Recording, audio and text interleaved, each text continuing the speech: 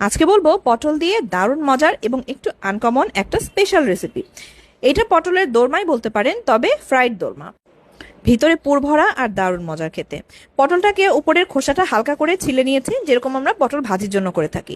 মাঝখান দিয়ে চিড়ে নিয়েছি, আর ভিতরের যে বিচিওয়ালা অংশটা সেটাকে ফেলে দিয়েছি। চেষ্টা করবেন একটু কচি পটল নেওয়ার জন্য, বেশি যদি বিচি বিচি থাকে তাহলে খেতে খুব একটা ভালো লাগে না।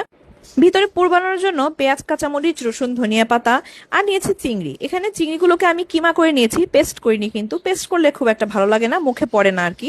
এরপরে আর কি আমাদের হাতের কাছে যে সমস্ত মশলাগুলো আছে সেগুলো দিয়ে ভালো মতো মাখিয়ে পুরটা তৈরি করেছি। সামান্য হলুদ, মরিচ আর লবণ দিয়ে মাখিয়ে নিয়েছি পটলটা, যেন বাইরের সাইডটা ফ্রাই হলে খেতে ভালো লাগে। পরিমাণ মতো পুর ভরে নিয়েছি। পুরটা একটু আড়াসাটা করে ভরবেন যেন টাইট হয়। তো এরপরে এটাকে আমি ক্রাম কোটিং করেছি। প্রথমে একটু ডিম গোলানোতে ডুবিয়ে তারপরে ব্রেড ক্রামের মধ্যে আমি একটা সাইডকে এভাবে করে গড়িয়ে নিয়েছি। এরপরে শ্যালো ফ্রাই করলেই একদম রেডি।